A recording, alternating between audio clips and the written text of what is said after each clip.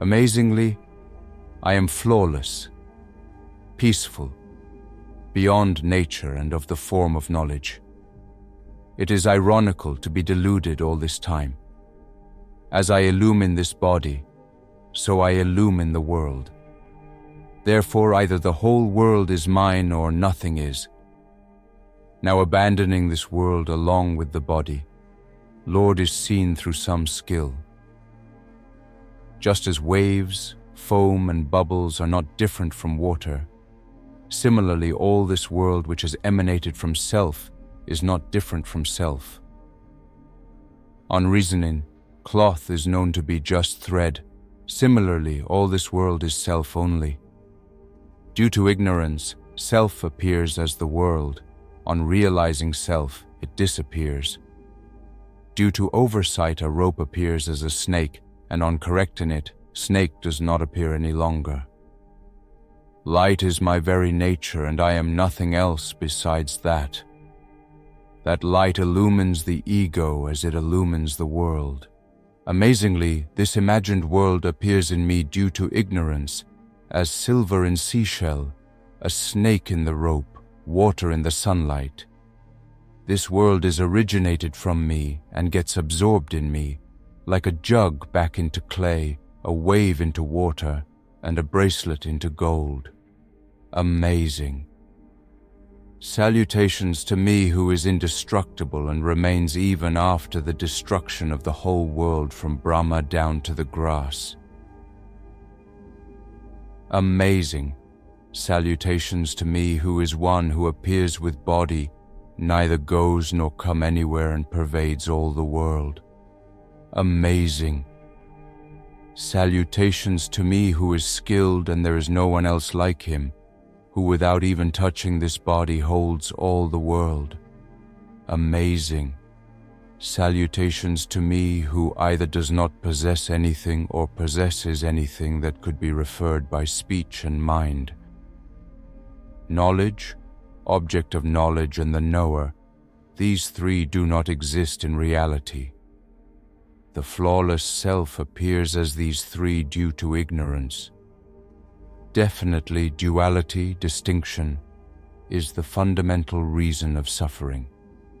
There is no other remedy for it other than knowing that all that is visible is unreal, and that I am one, pure consciousness. I am of the nature of light only. Due to ignorance, I have imagined other attributes in me. By reasoning thus, I exist eternally and without cause. For me, there is neither bondage nor liberation.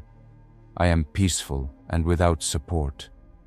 This world, though imagined in me, does not exist in me in reality. The body, heaven and hell, bondage and liberation and fear, these are all unreal. What connection do they have with me? Who is pure consciousness? Amazingly, even in the midst of a crowd, I see no duality. It all appears empty, desolate. Now who is there to be attached to? I am not the body, nor is the body mine. I am consciousness itself. My only bondage is the thirst for life. Amazingly, as soon as the winds of the mind begin to stir, in the infinite ocean of my own self, countless waves of astonishing worlds rise into being.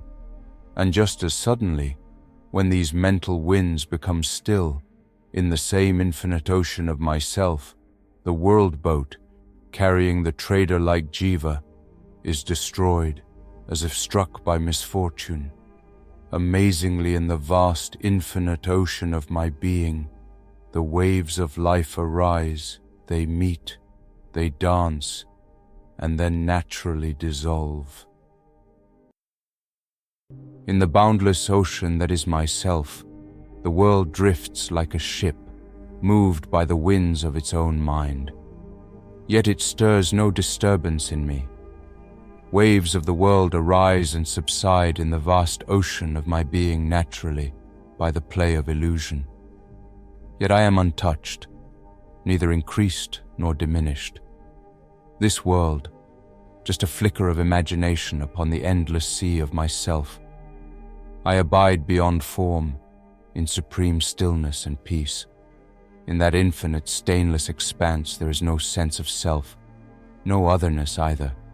Detached, desireless, serene, I simply am. How remarkable! I am pure awareness itself, and this world is but a mirage, a trick of illusion. What then within me could be deemed worth taking or leaving? This wondrous world is actually unreal. One who knows this becomes free from desires and rests as pure awareness, immersed in deep peace. First, I became indifferent to bodily actions. Then I became indifferent to speech. Now, free from all anxieties, I remain established in my true self. Unattached to sound and other sensory objects, and knowing the self is not visible, I remain undisturbed and focused in my true nature. Observing both deluded states and meditative absorption as natural fluctuations, I remain firmly established in my own being. O knower of Brahman, free from the notions of acceptance and rejection, and untouched by joy and sorrow, I abide in my natural state. Seeing all spiritual stages, disciplines, and the mind's choices and aversions, I remain as I am, rooted in the self. Understanding that ritual actions arise from ignorance and realizing the true essence clearly, I rest in my true nature. Even when pondering the unthinkable, one only thinks of thoughts. Hence, abandoning all such contemplation, I remain in myself. Whoever lives this way becomes fulfilled. Whoever has this nature is truly liberated. The inherent quality of having nothing is hard to attain, even with just a loincloth. Hence, abandoning both the feelings of renunciation and acquisition, I remain content in all situations. There is no suffering from the body, none from the tongue, and none from the mind. Abandoning all efforts, I remain at ease in all conditions. No action is truly ever done. Understanding this truth, I simply do whatever arises and remain content in all situations. Yogis who remain identified with the body get bound by ideas of action and inaction. But abandoning notions of union and separation, I remain content in all situations. I gain no benefit nor suffer any loss from resting, walking, sleeping, sitting, or dreaming. Abandoning both joy and sorrow, I remain content in all situations. Reflecting often on the predictable cycle of pleasure and pain, and having dropped notions of good and bad, I remain content in all situations. He who is thoughtless by nature and rarely forms desires becomes free from past impressions, just as a man awakened from sleep is free from his dreams. When no desire remains in me, what use do I have for wealth, friends, sensual pleasures, scriptures, or knowledge? Realizing the witness, the Supreme Self, the Lord, I have become indifferent to bondage and liberation. I do not even concern myself with liberation anymore. One who is inwardly free of all notions and outwardly moves without care, appearing like one deluded. Such a one is known only by another who is alike.